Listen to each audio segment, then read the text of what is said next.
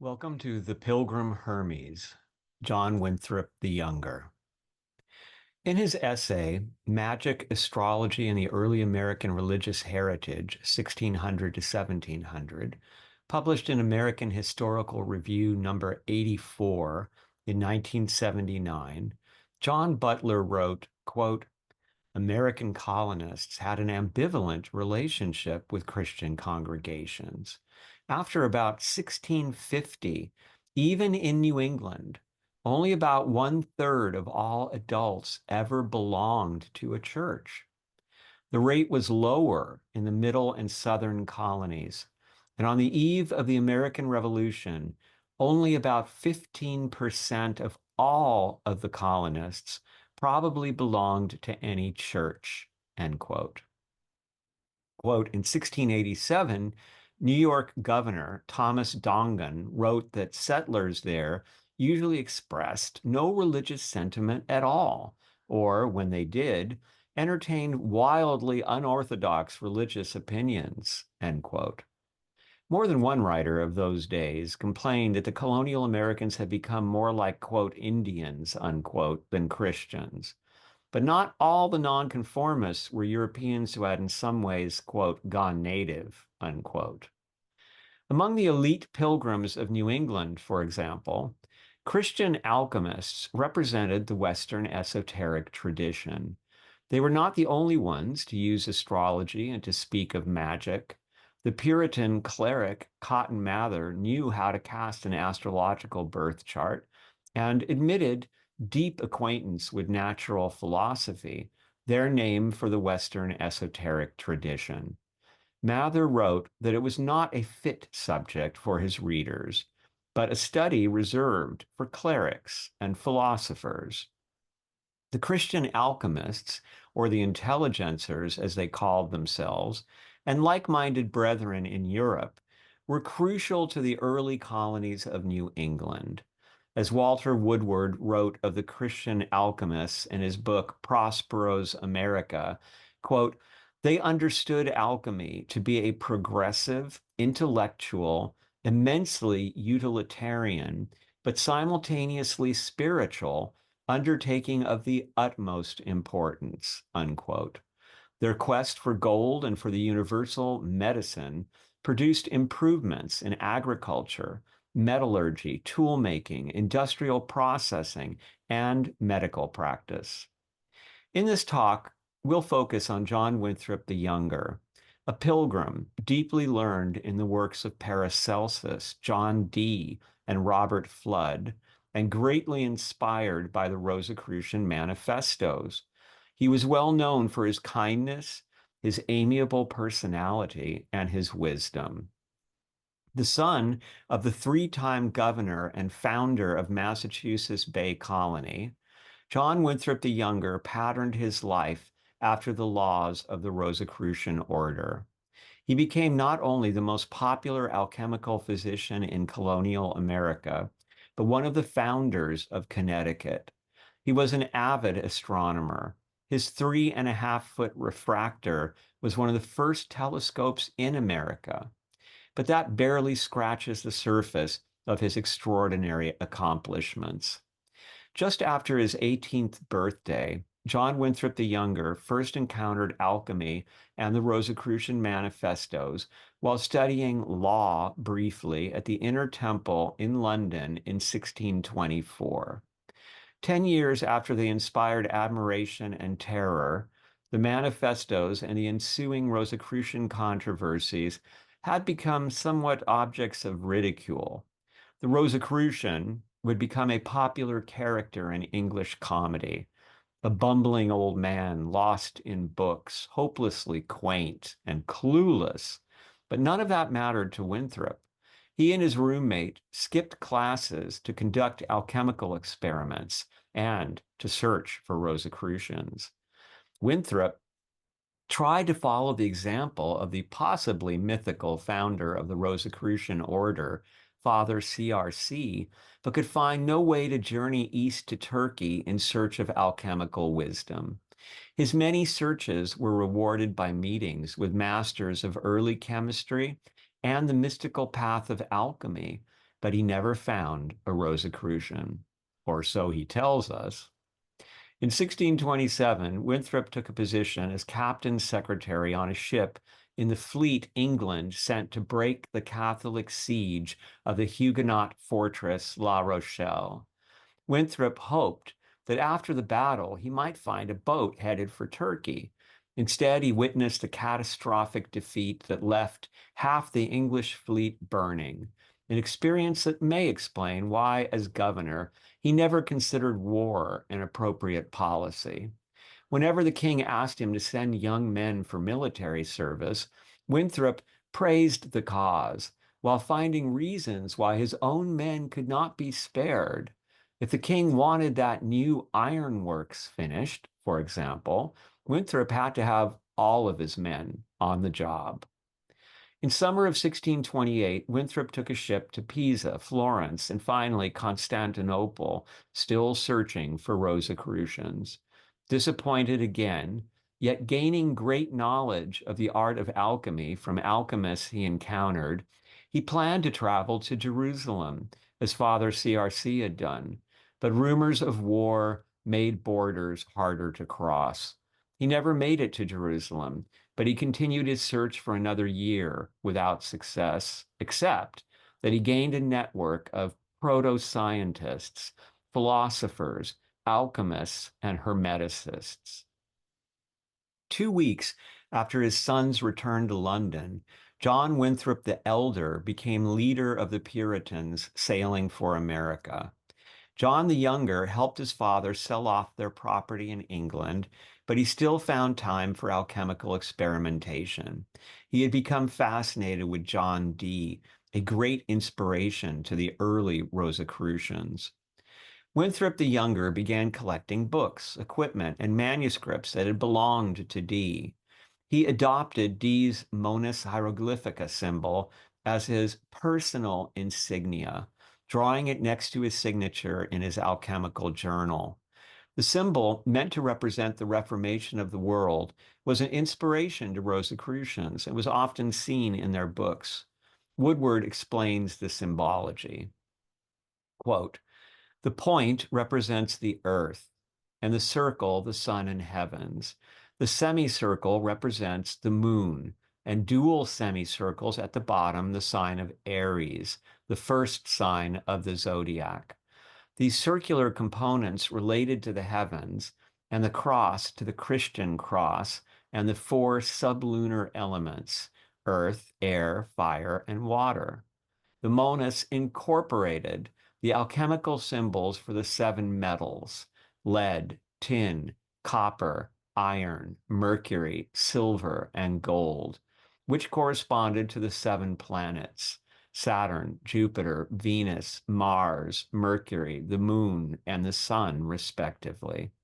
Dee thought the Monas revealed a new and sacred symbolic language of nature, a, quote, Kabbalah of the real, unquote, unquote. Winthrop the Younger would travel to America with the Monas Hieroglyphica symbol painted on his crates of alchemical equipment and a great barrel of treasures from John Dee's library and other rare books and manuscripts. Several titles in his library, as listed by Woodward, included, quote, Agrippa's 3 books of occult philosophy, Giambattista della Porta's Natural Magic, and Marco Antonio Zamara's Cave of Magic and Medicine, in which there is a new secret and overflowing treasure of magico-physical secrets of seals, signs, and magical images, end quote. In November 1631, artillery and rifle fire saluted John Winthrop the Younger's arrival in the New World with his bride and his child, and his crates and barrel bearing Dee's symbol. Woodward summarizes the accomplishments that would follow. Quote, over the next half century, Winthrop would found 3 colonial towns, serve as Bay Colony assistant for nearly 2 decades, govern the colony of Connecticut for 18 years, secure it a charter from the Restoration Court of Charles II, granting it virtual independence, found several New England iron foundries, served as physician to nearly half the population of Connecticut, and become a founding member of the Royal Society. Alchemical knowledge and philosophies factored often essentially into each of these accomplishments, end quote. He might have added that Winthrop founded numerous salt works, a lead and silver mine, one of the earliest sawmills in New England, and a grist mill that by royal decree remained a monopoly as long as his descendants owned it. As soon as he arrived, Winthrop moved in with his father and set up his alchemical laboratory, complete with a furnace, in the house of the governor of Massachusetts Bay Colony. Later, when living in more dangerous territory, the younger would store his alchemical texts, books, and chemicals in his father's house. Although his father was supportive of his experiments, he worried that his son had strayed into heresy. Christian alchemists were not safe from changes in public opinion. At times, colonies flexed authority against them. Once, all of Massachusetts clamped down with such force, many alchemists fled America to return to England and Europe.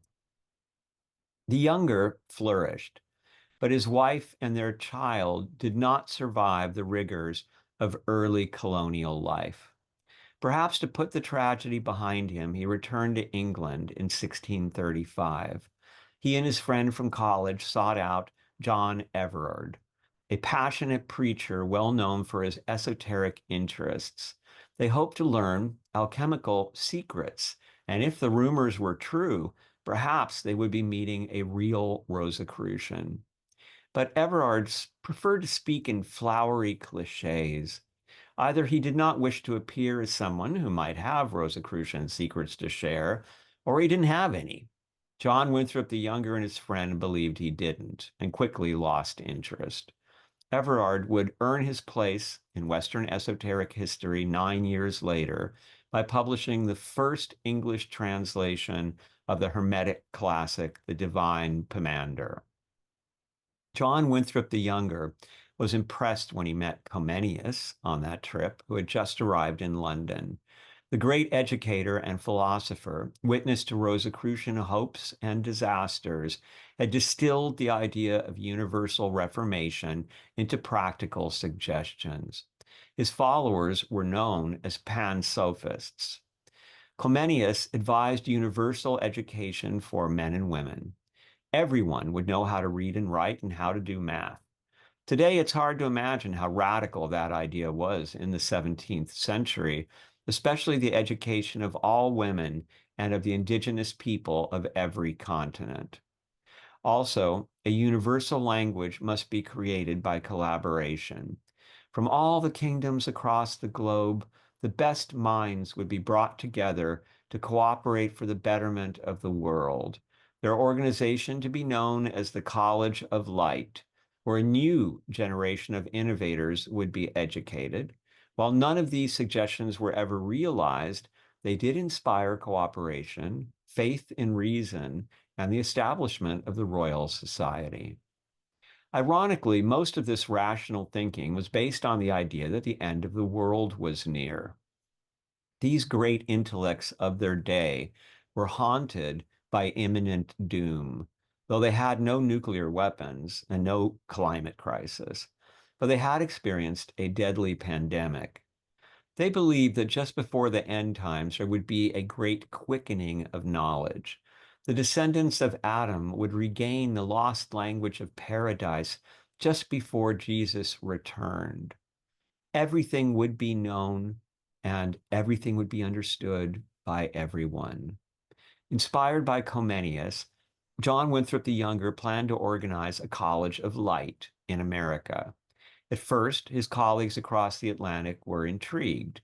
A few crossed the ocean to join him. Most waited to see how matters would develop. Winthrop had his eye on a mountain in Connecticut's frontier where he had found lead ore. The problem with the site was not only that it was outside the jurisdiction of the Massachusetts Bay Colony, but also that it was deep inside tribal territory, where in 1637, the Pequot War broke out. The powerful Mohegan tribe, led by their war chief Uncas, along with their tribal allies, had joined forces with the English of Connecticut and Massachusetts colonies to crush the once powerful Pequots, who had been weakened by diseases they caught from Europeans. The decimated tribe nearly disappeared. 500 Pequots huddled in a settlement were all that was left of a once mighty people. The commissioners of the United Colonies, 2 representatives each from the 4 colonies, ordered that all legal rights and even the name of the tribe be erased. The 500 survivors were now to pay tribute to Uncas and obey him in all things. The tribes thought Winthrop an English chief, since they considered his father chief of Boston. Also, because his second wife and sister-in-law lived with him, along with several wives of colonial dignitaries who had taken ill and were seeking healing, the natives thought Winthrop had many wives, among them a privilege enjoyed only by chiefs.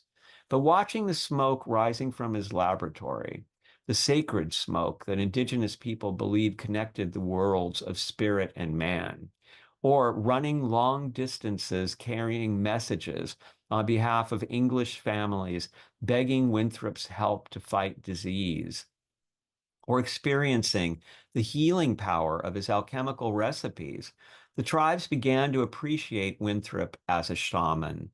In their culture, to be both chief and shaman was to be a great person indeed. At first, Uncas was glad to have such a good doctor nearby, so he gave Winthrop gifts and participated with the other tribes of New England in the establishment of boundaries for the plantation. Problems began when Winthrop declared that the Pequots were now part of his plantation and were no longer subject to Uncas. Uncas showed up suddenly with a large force to attack the Pequots. Bones were broken, and men and women, old and young, were stripped and thrown into the cold river of September in Connecticut.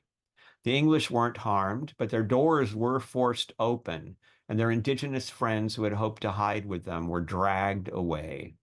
The United Colonies sided with Uncas. Uncas apologized for violently taking matters into his own hands. Winthrop was ordered to return the Pequots to the Mohegans, but Winthrop ignored that order and the others that followed. Winthrop petitioned the United Colonies, arguing that the Pequots should be free again with their name and status as a legal tribe restored. He presented a long list of incidents of Mohegan thuggery that included extortion, intimidation, cutting fishing nets, stealing food, even killing innocent members of other tribes just for the fun of it. Again, the commission sided with Uncas. Uncas would pay a fine for the bad behavior of his warriors, a fine he would extort from the Pequots when he regained custody of them. Winthrop was ordered to return them to Uncas. Winthrop ignored the commission's decision. Uncas kept the pressure on Winthrop. His brother attacked the Nipmuc tribe who had sold land to Winthrop. Mohegan warriors wrecked a canoe at the plantation's fishing outpost and gathered outside the community in a threatening mass. But Winthrop patiently persisted. By 1646, New London was on its way to becoming an important town, a community of intention where the Pequots under his protection and the settlers who followed him would demonstrate a better society and true Christian charity. Winthrop bought seeds from colonial farmers who had luck growing English grasses in America. He ordered trees for his orchard, winter wheat, indigo seeds, and livestock. In January 1649, Uncas returned with the English observers and his warriors. The Pequots were attacked again. Their copper pots, furs, and hemp baskets ruined or taken, their shelters knocked down, their clothes ripped off their bodies, and their food stolen. The plantation constable's protests were ignored. The Pequots were left shivering and bleeding in the snow. This time, watching fellow Englishmen stand guard over such cruelty was shocking. As news of the event spread across the colonies, public opinion turned against Uncas and the commission. In March 1649, John Winthrop the Elder was gravely ill. He wrote a letter to his son containing his last request. He thought the commission was wrong, but he wished his son hadn't tried to interfere.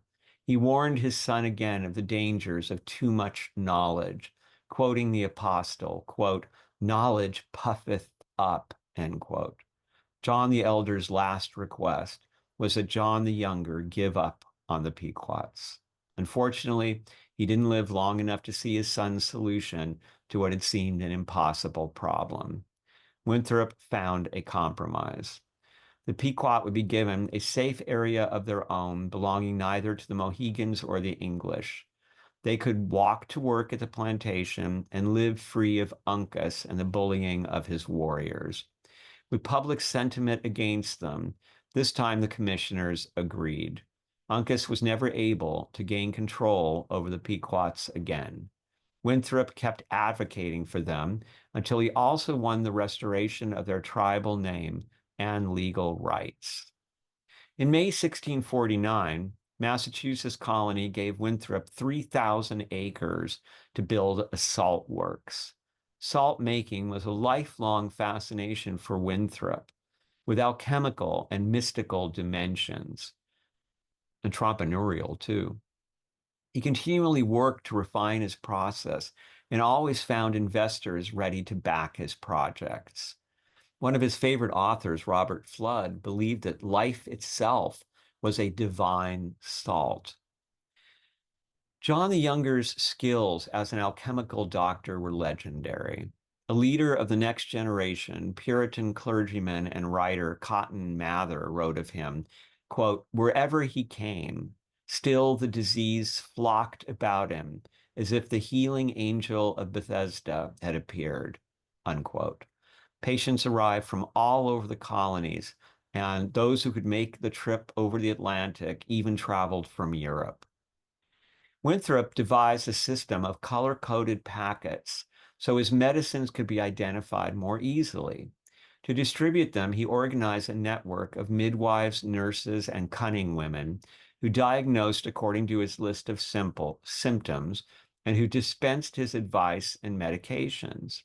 Winthrop had learned respect for female healers as a young man in England. His cousin Elizabeth was a skilled surgeon who had participated in Winthrop's early alchemical experiments in London in the 1620s. Winthrop's medicinal ingredients included over 40 herbal ingredients, including china root, oregano, sarsaparilla, parsley, wormwood, elder leaves, raisins, saffron, aloe, horseradish, mugwort, nutmeg, sage, and roses, to name only a few. Antimony and nitra were the principal ingredients of powerful purgatives he prepared.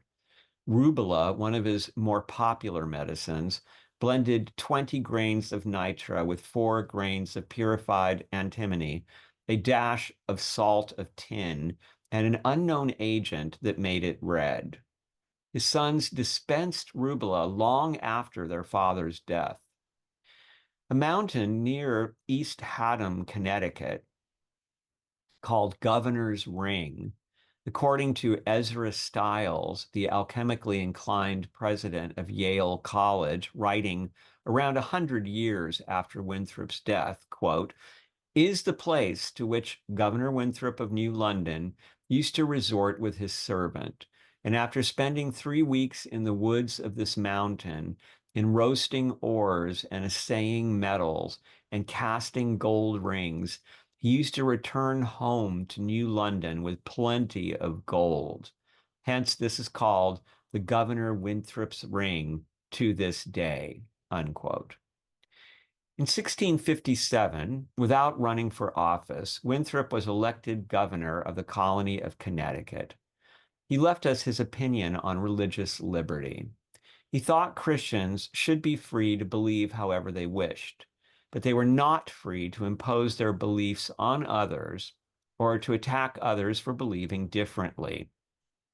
In the late 1650s, He intervened when Massachusetts repeatedly banned all Quakers. Many Quakers took up residence in New London. They were quite radical in their political ideas, and their demands for greater freedom eventually offended much of the community, and they were banned by Massachusetts and Connecticut. This time, Winthrop did not intervene. Connecticut had survived Cromwell's Commonwealth, but now King Charles II took the throne of England. John Winthrop the Younger found himself in a predicament. His father-in-law had signed the document ordering the beheading of Charles I, the new king's father. So in summer 1661, Winthrop sailed to England. He found powerful friends in the Royal Society who shared his interest in esoteric studies and were equally enthusiastic about the New World.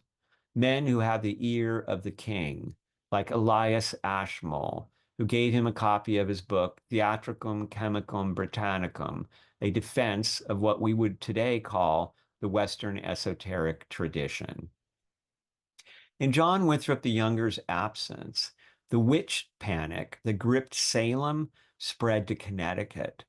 8 witchcraft trials were conducted in 8 months. By the time Winthrop returned, 3 women and 1 man had died on the gallows. 5 had fled Connecticut.